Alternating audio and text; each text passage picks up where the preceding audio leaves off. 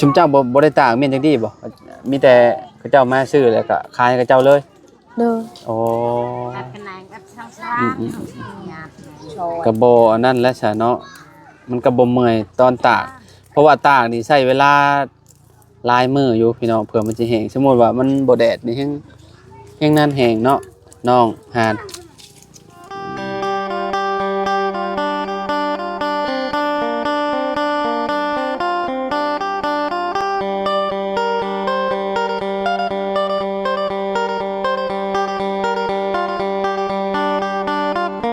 กราบสบายดีสวัสดีพ่อแม่พี่น้อง FC บัสสุขุสุคนเนาะบ่ว่าสิอยู่ใน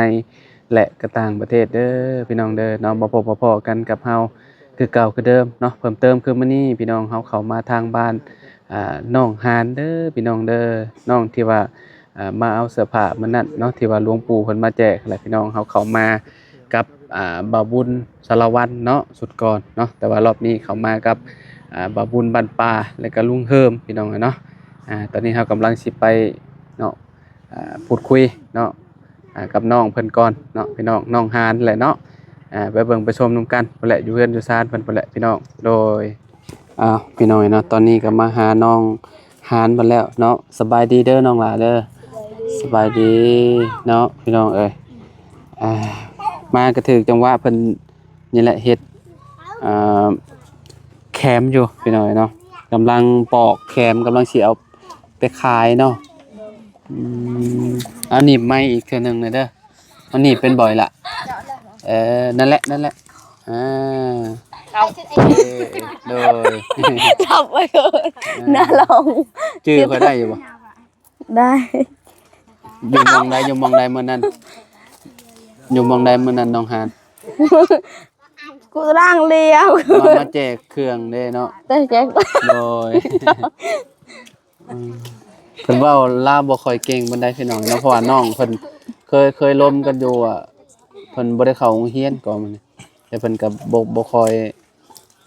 ลื่นเคยกับภาษาลาวปานใดเนาะได้อยู่เล็กน้อย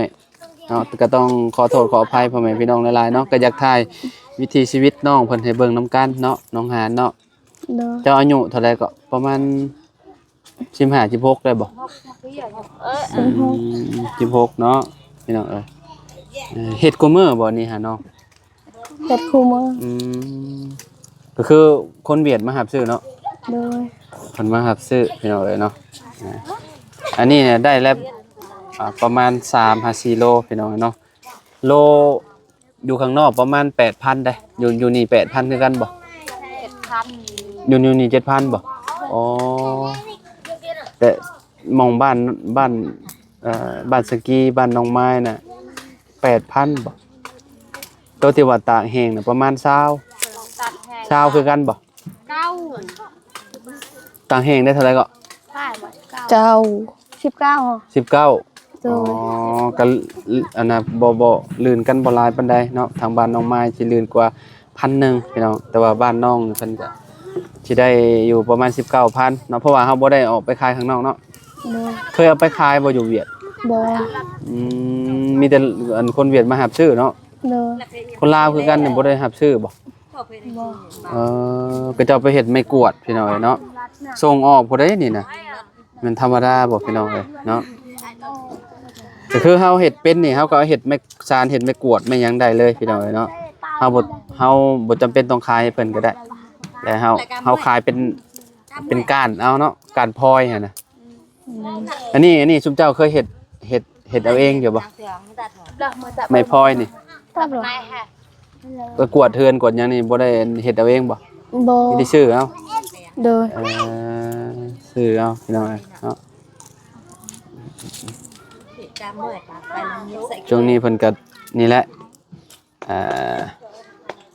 รายได้เสริมพี่น้องเนาะในหมู่บ้านนี่คือแบบเฮ็ดแทบทุกหลังคาเรือนเลยนี่เนาะแม่เนาะแม่นบ่อันนี้คือทางแม่น้องเพิ่นเนาะสบายดีเด้อโตเด้อบันชวนเด้อเด็กน้อยก็มาเต็มอยู่พี่น้องจำบ่เคยเห็นเด้เนาะมื้อนี้บ่ได้มีหยังมาแจกมื้อนี้นะพี่น้องเอ้ยเนาะแต่ว่าเฮากายมาทางนี้ก็เลยส่วนบ่าวบุญกับลุงเฮิมเพิ่นมาแวะ แวะอันหาน้องหานเพิ่นพี่น้องเอ้ยหมู่เจ้าบ่ได้มาลิ้นนำบ่ บ่ อืม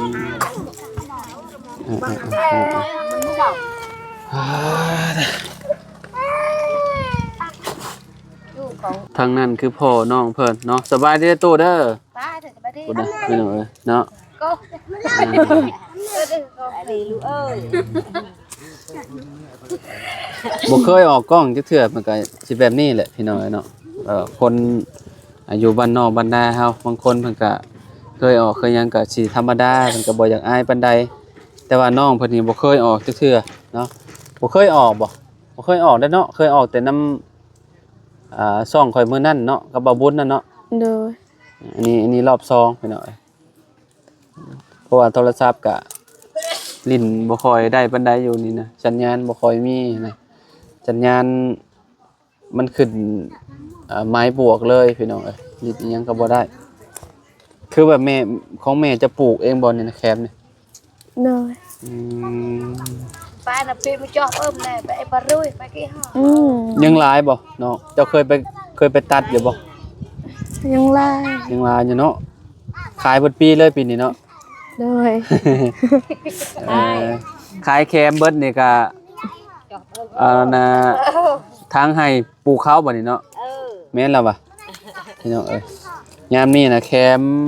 เพื่อนประตู7ปีก็เราขายได้เป็นล้านๆพี่น้องเอ้ยเนาะแล้วคนมาแต่ละมื้อน่ะโลนึงได้ 7-8,000 นี่ก็ถือว่าโอเคแล้วดีกว่าบ่มีหยังเฮ็ดนะ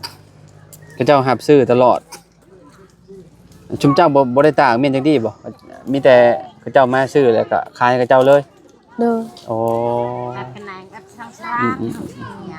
โชว์ กระโบอันนั้นแหละซะเนาะมันก็บ่เมื่อยตอนตากเพราะว่าตากนี่ใช้เวลา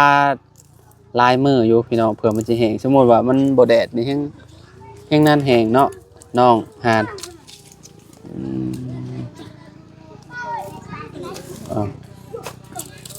ลำมันก็จะแบบนี้เนาะถ้าแบบว่าเอาเป็นนี่สมมุติว่าบ่เอาออกนี่ก็เจ้าก็บ่เอาแล้วติลำมันนี่นะลำที่เจ้าฮักออกนี่ก็เจ้าต้องให้ฮักออกบ่ โดย โอ้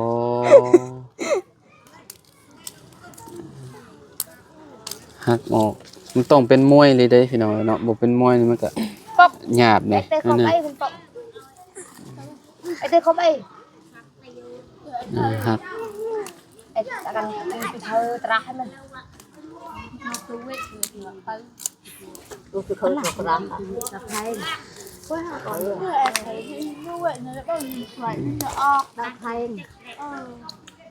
เฮ็ดให้เฮ็ดชวนแล้วเหรอบ่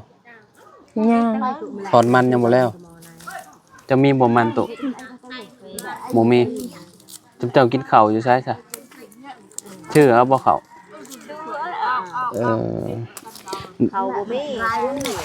ได้อันนี้ก็ขายแล้วเนาะเอ้ยได้อันนี้ก็ไปซื้อข้าวเนาะ โด ไป ย ซื้อข้าวโลเนาะ โดย ขายอันนี้ได้นะพี่น้องเอ้ยขายแคมได้นี่ก็ไปซื้อข้าวเป็นโลเนาะซื้ออยู่ใช้ข้าวอยู่บันดงพุ่นบ่ มันโดน อยู่บ้านดุง ซื้อเป็นกระสอบหรือเป็นโลมาก่อน เป็นโล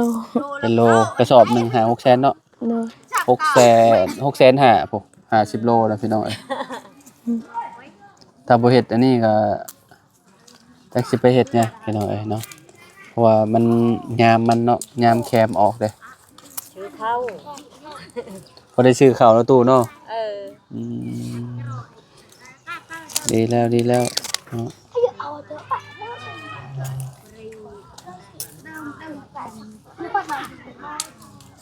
อายุ16ปีเนาะ โดย มีผู้บ่าวแล้วบ่ มีผู้บ่าวมาลบอยู่บ่ ฮะผู้บ่าวทางไหนบ้านเจ้าของเลยบ่คนทางไหน เนื้อออกดา คนบ้านอื่นหมดแล้วเนาะ โดย บ้านตัวเองบ่มีดอกแต่ไหนสิมีกันเลยเนาะผู้บ่าวบ่อึดดอกเนาะในบ้านก็ได้เพราะว่าหมู่บ้านนี่นะลิ้นหยังก็บ่ได้พี่น้อง Facebook เบอร์โทรหากันก็บ่ได้ใช้อินเทอร์เน็ตบ่ได้เด้ฉะนั้นผู้บ่าวสิมาจีบก็ต้อง อันน่ะมาหาฮอดเฮือนมาจีบฮอดเฮือนไปแล้วยากเติบอยู่พี่น้องเอ้ยเนาะยามพ้นน้ำขึ้นบ่แท้นี้เนาะขึ้นฮอดชายน้ำท่วมบ่ฮอดบ่มองพอเจ้านางน้ำขึ้นอยู่บ่พอยามพ้นขึ้นฮอดเทิงพ้นเนาะเพราะว่าบ้านเพิ่นมันอยู่อันห้วยเด้พี่น้องสมมุติว่าน้ำขึ้นวันนี้ออกจากบ้านบ่ได้เนาะขี่รถจักรไปก็ได้เนาะ เด้อ เพราะว่าน้ำสิพาหมู่บ้านเพิ่นได้พี่น้องเอ้ยเนาะเวลาน้ำมากมากับพี่ขึ้นมาฮอดเทิงพี่เนาะ ชื่อเอาก็เอาไว้นั่นน่ะนี่นะ สมมุติว่ายามพ้นนี่บ่ได้ค่อยออกข้างนอกเอ้ยเนาะ เนี่ยอะไรนี่เดียวน่ะ อืม ไหน คนในหมู่บ้านเขาเจ้าก็ไปเฮ็ดเวียกอยู่บ่เนาะไปเฮ็ดเวียกในเมืองอยู่บ่บ้านเจ้าเขาเจ้าก็ไปอยู่บ่บางคนก็บ่ได้ไปแล้ว เด้อ ไปเนี่ยจำน้องเพิ่นได้พี่น้องเอ้ยเนาะน้องที่อยู่ในคลิปมื้อนั้นแหละเนาะน้องหานเนาะเราก็อยากสื่อสารกับเฮาให้ได้อยู่พี่น้องแต่ว่าบางคำเพิ่นก็เนาะฟังบ่ออกเนาะที่เฮาเว้าไป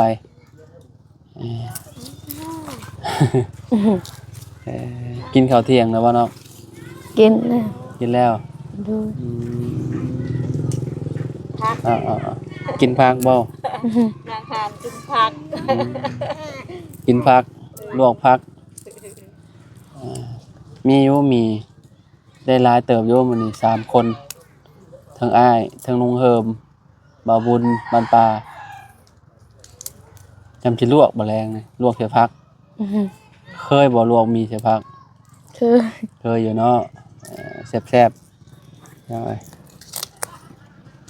ไปเดี๋ยวเอามีให้น้องเพิ่นก่อนเดี๋ยวอ้ายเอามีให้ก็เด้อ เด้อ พี่น้องเอ้ยเนาะไปพี่น้องเอ้ยเนาะก่อนสิเดินทางเนาะเอาทางนี้ให้น้องเพิ่นก่อนเลยจำสิกินมื้อนี้น่ะกินได้2-3 มื้อบ่จักเนาะกินมื้อละจังห่อ มื้อหนึง มื้อละห่อบ่ เด้อ พ่อกับแม่เราก็กินอยู่บ่ กินอยู่ กินคือกันเนาะโอเคอ้าวอ้ายเดินทางก่อนเด้อเด้อ เด้อ จะได้ก็สู้ๆมีโอกาสสิแวะมาลิ้นน้ำอีกเด้อแวะมาถ่ายน้องเพิ่นให้เบิ่งนํกันพี่น้องลมให้ได้เก่งๆเด้อลมภาษาลาวเด้อ เด้อ เพราะว่าแถวนี้น่ะเพิ่นบ่ได้เข้าโรงเรียนหลายพี่น้องเนาะก็เลยแบบสื่อสารกันยากๆนิดหน่อยนึงเนาะ เด้อ เวลาข่อยลมข่อยเว้าไปนี่คือแบบเจ้ากับฟังออกอยู่บ่ บ่ฮู้บ่แม่นตอบ บ่เป็นตอบ แต่ว่าฟังออก แต่ว่าบ่เป็นตอบบ่ เด้อ อ๋อโดยไปซะอ้ายไปเลยเด้อเอาสบายดีเด้อ ไปดิ โดยพี่น้องเอ้ยเนาะขอไม้หน่อยน้องไปซะพี่น้องเอ้ยเนาะตอนนี้ก็เดินทางต่อพี่น้องเนาะทางน้องเพิ่นก็เว้าบ่ค่อยเก่งปานใดพี่น้องลมแบบคือที่ฮู้แหละเนาะเพราะว่าน้องเพิ่นอาจจะตอบอยู่แต่ว่าจักสิตอบแบบใดหั่นนะเนาะเอาไปละพี่น้องอยู่ดีมีเฮงบ่สุขทุกคนเด้อพี่น้องเด้อขอบคุณหลายๆที่ติดตามเนาะฝากกดไลค์กดแชร์หน่อยเด้อพี่น้องเอาสบายดีพอกันใหม่